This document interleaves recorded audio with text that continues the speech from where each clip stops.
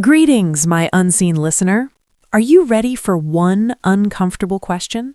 What if, right now, your closest person, sitting across from you at the dinner table, asked you for something you consider most sacred and inviolable? Not out of malice, no, but with shining eyes and complete confidence in their righteousness. What phrase would mark the beginning of your war?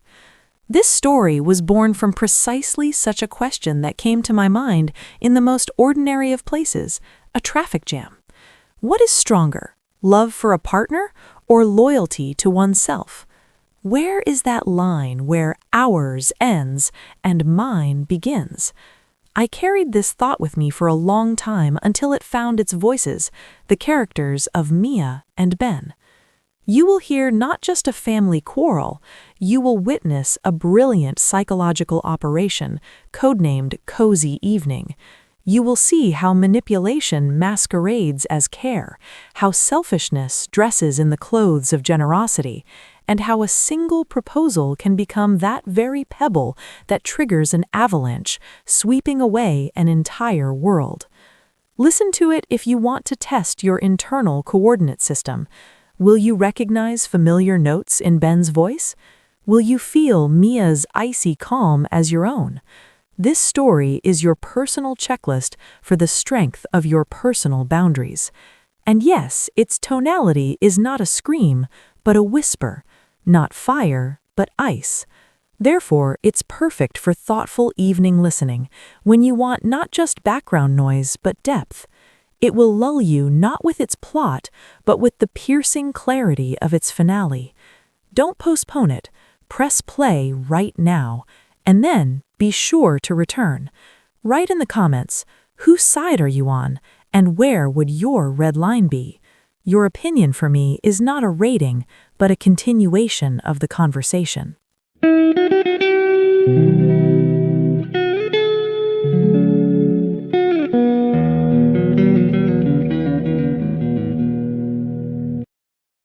It was one of those perfect, quiet evenings you want to bottle up and keep forever.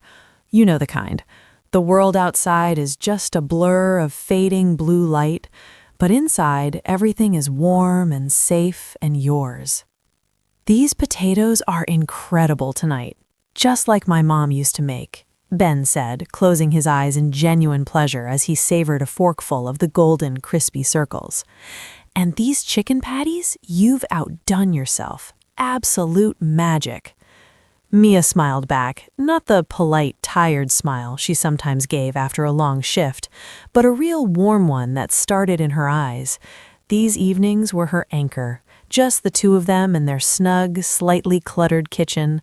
Beyond the window, a deep indigo November dusk was settling, but in here, the light was buttery and soft, the air rich with the scent of pan-fried chicken and herbs. For a beautiful, suspended moment, it felt like every worry, every stress from the outside world just evaporated. Their little bubble was impervious. She tried, she said softly, carefully cutting into her own patty. A rivulet of fragrant herb butter pooled onto her plate. You know, I was running the numbers again today, looking at the listings. If we're smart and stick to the plan, I think by summer we could actually start touring some real places. She was talking about the money, the inheritance from her Nana. It wasn't just digits in a savings account. It was a final echo of her childhood, the last tangible piece of her Nana's fierce, unwavering love. Every time she thought of that money, she didn't see a balance. She saw work-worn hands kneading dough for the world's best apple turnovers, and the clever, twinkling eyes that watched her from a faded photograph on her old dresser. She and Ben had agreed from the beginning that this was their shared launchpad, their ticket to a real two-bedroom place, with room to breathe, to dream, to maybe one day build a nursery. Yeah, that would be amazing, Ben nodded, chewing thoughtfully. He set his fork down and looked at her, his expression softening. You know, it's like she knew, your Nana. She wanted you to have something solid, something that would give you, I don't know, peace of mind. Mia felt a swell of gratitude. He got it. He understood the weight of it, the love embedded in that savings account. That understanding, right then, felt like the most important thing in the world. Ben was quiet for another moment, pushing a piece of potato around his plate, before he looked up, a new, excited energy lighting his features. Speaking of good things, Chloe's big birthday is coming up, the big 3-0. I've been racking my brain trying to figure out what to get her. Chloe, his younger sister, was a delicate subject, a perpetual butterfly flitting from one job and one boyfriend to the next, her life a constant dramatic opera of financial emergencies and cosmic unfairness. Mia viewed her with a sort of benign neutrality, like one views unpredictable weather. "Oh, get her a spa day package," Mia suggested, her mind still half on down payments and square footage. She loves being pampered. Ben waved a dismissive hand, as if she'd suggested a pack of gum. "Nah, a gift certificate? That's so impersonal. This needs to be a gift, something that really wows, something that actually changes her day-to-day, you know? She's always complaining about the buses, burning cash on ride shares." He leaned across the small table, his face taking on that boyish, conspiratorial glow he got when he'd hatched what he thought was a brilliant plan. His voice dropped to a theatrical whisper. "Mia, babe, listen. What if we got her a car? With your money, huh? Nothing fancy, obviously. A decent used one. Just something to get her from A to B. Can you imagine her face? She would lose her mind. Now that is a gift." The fork in Mia's hand stopped halfway to her mouth. The cozy, delicious warmth that had been spreading through her limbs just seconds before vanished, replaced by a sudden, sharp chill in the pit of her stomach. She stared at his beaming, utterly sincere face, and her brain stuttered, trying to process. Was this some kind of stupid, tone-deaf joke? A test? Had he actually just said that? She slowly, deliberately set her fork down on the edge of her plate. The clink of metal on ceramic sounded deafening in the sudden quiet. "Are you out of your mind?" she asked. Her voice was flat, almost calm, but a steely thread of something dangerous ran through it. Ben didn't even comprehend. The smile slipped, replaced by pure, unadulterated confusion. He genuinely didn't see the problem. "What? What's the big deal? The money's just sitting there. It would really help Chloe. We're family. We're supposed to help each other. What, are you just being selfish?" Selfish? That simple, ugly word hit Mia with more force than a physical slap. It was so absurd, so monstrously misplaced in this context, that it stole the air from her lungs for a second. He sat there with that same look of sincere bewilderment, waiting for an answer. He truly didn't understand. He didn't understand that with one sentence, he had just trampled the memory of her Nana, their shared future, her trust, all of it. He had just reduced something sacred to a petty question of generosity. She straightened her spine slowly. The kitchen table, the center of their universe a minute ago, now felt like a trench dividing two warring factions.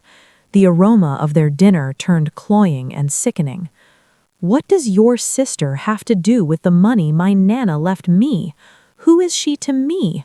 Why on earth would I buy her a car with it, Ben?" She said his name not as a question, but as a statement, a period, the end of the person she thought he was. It finally began to dawn on him. Not the rightness of her position, no. He began to understand that his brilliant plan was meeting resistance. His face started to flush a deep, mottled red. "Mia, why are you making this so ugly? We are family. Chloe is my sister, which makes her your family too. Why are you talking to me like I'm stealing from you? We're trying to do something nice for her." "We?" Mia let out a short, humorless laugh. "There is no we. There's your idea, which you just assumed I'd rubber stamp. My family is my Nana, who worked 2 jobs her whole life so I could have a head start. She never even met Chloe. This is her money, Ben. Hers, not yours, and not some communal slush fund for your family's whims. The chicken patty on his plate was congealing, the sheen of fat turning white. The meal was ruined. "Oh, I see how it is," he drawled, and his voice took on a nasty, accusing tone. "So when it's for a down payment on a bigger place, it's our money. But when it's to help my own flesh and blood, suddenly it's your money and Grandma's money. I didn't expect such a cheap, greedy streak in you." The word hung in the air again. Greedy. This time it wasn't a question, but a verdict. And that verdict shattered her last shred of restraint. "Greedy?" Her laugh was harsh, brittle. "You're calling me greedy? I call it not letting you freeload off my family's sacrifice. You're acting like some kind of grifter, Ben. You want to use my money to solve your sister's problems and play the big hero. Easy to be generous with someone else's cash, isn't it? Should we redo your parents' kitchen while we're at it? The money's just there, right?" He shot up from his chair, knocking over his glass of iced tea. The dark, sugary liquid spread across the white tablecloth like a stain of pure spite. "Have you lost it? Don't you dare drag my parents into this. I was just trying to do a good thing, and you've twisted it into something about money and insults." "It is about the money," she yelled, standing to face him. "It's not just paper. It's years of my Nana's life. It's our future home. It's what you're trying to blow on your sister's latest whim."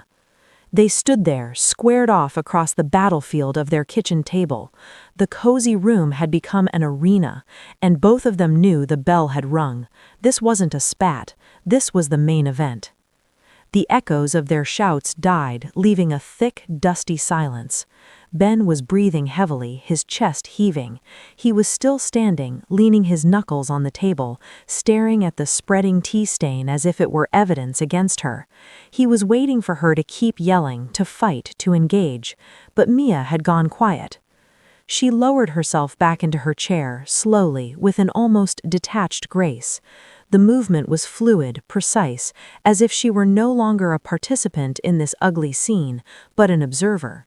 She looked at Ben, and all the anger, all the hurt was gone from her eyes, replaced by something far more terrifying, a cold, analytical curiosity, the way a scientist might study a dissected specimen. She was studying his flushed, contorted face, his clenched fists, his posture of a cornered animal, and she wasn't seeing her husband of 5 years. She was seeing a stranger, an unpleasant one. "So what, we're just not talking now?" He finally spat out. The silence was unnerving him. It was louder than any scream. Mia tilted her head slightly. "Is there anything left to say? You stated your position, I heard it." This enraged him further. Her calm was an insult. He wanted a brawl, emotions, a fight he could win by sheer force or stubbornness. She had just disqualified him. She'd rendered her verdict and closed the case. He felt the ground vanish beneath his feet. He was losing, and so he did what people do when their own arguments fail. He called for backup.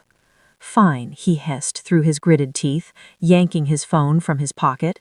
His thumb stabbed at the screen. Mia watched, her icy calm unbroken. She knew exactly who he was calling. It was his ultimate, dirtiest trick, reserved for special occasions, bringing in the heavy artillery. "Mom, hey." No, we're up." He turned his back to her, instinctively forming a united front against her. "Yeah, Mia and I are just talking. Listen, the reason I called, you remember Chloe's birthday? I had this idea." Mia stopped listening to the words. She'd heard them before in other, lesser arguments. She heard the petulant, wounded little boy tone, the subtle manipulation, the careful distortion of facts, and the repackaging of her words into something ugly. She watched his back, his tense shoulders, the way he gestured with his free hand as he tattled on his own wife to his mother. No, can you believe it? She thinks Chloe isn't worthy, that it's just her money. She called me a freeloader. Yeah, to my face. And in that moment, for Mia, everything crystallized. This wasn't just a dumb idea from her husband. This was the stance of his entire family. They were a single, cohesive organism, and she was the foreign element, the appendage with a useful resource. And now their clan, in the form of her husband and his mother, was holding a committee meeting on how best to allocate that resource.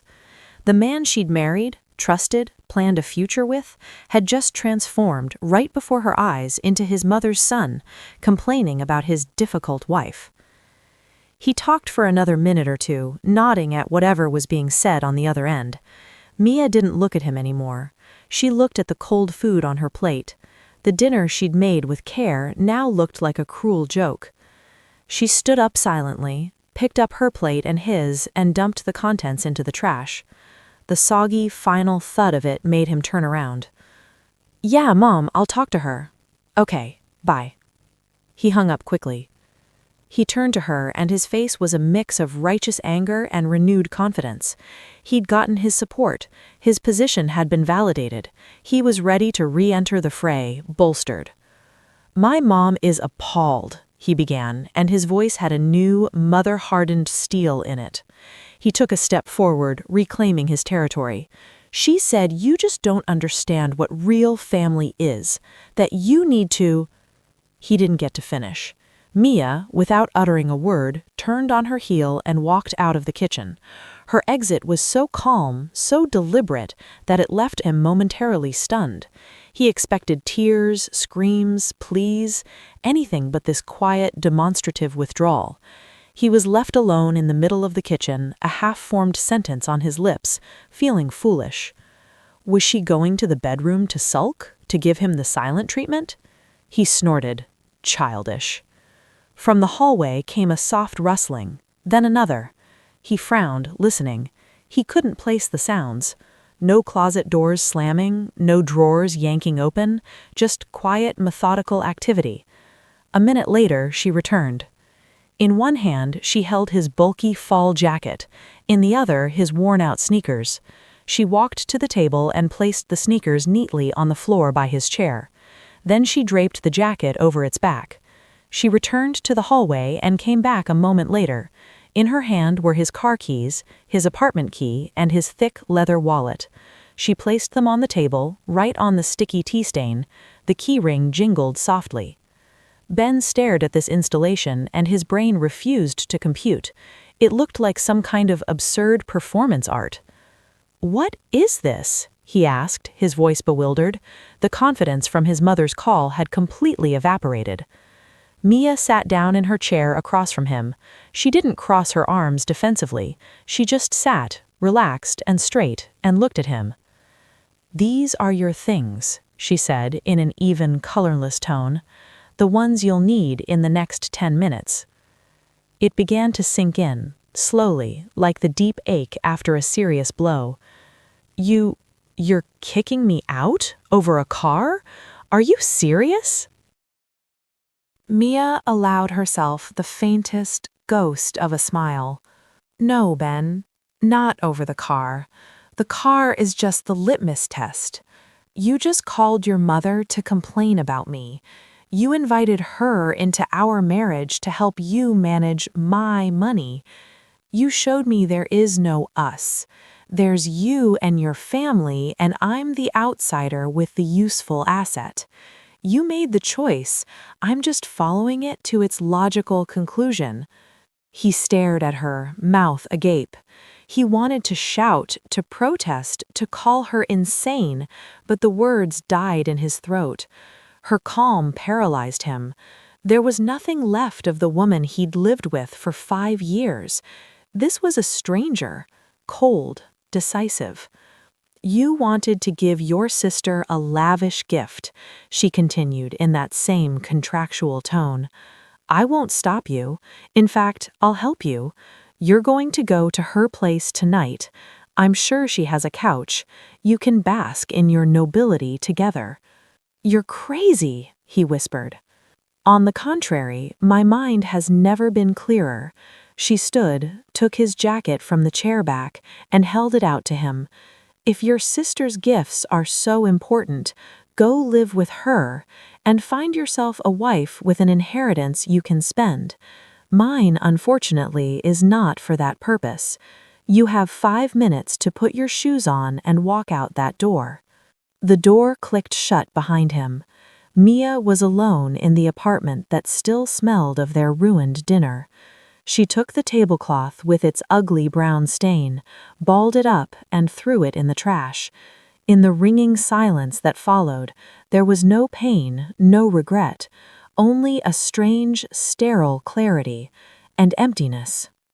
You know, that moment when a single conversation splits your life into a before and an after. It's a universal feeling, isn't it? What would you have done? Where do you draw the line between family and your own future? We'd love to hear your take in the comments below. This is exactly the kind of conversation this channel is all about. And if you're new here and stories that dig deep into the real, messy crossroads of relationships and self-worth resonate with you, do consider subscribing. We have so many more of these journeys to share. All characters and events in this audio story are fictional. Any resemblance to real persons, living or dead, or actual events is purely coincidental.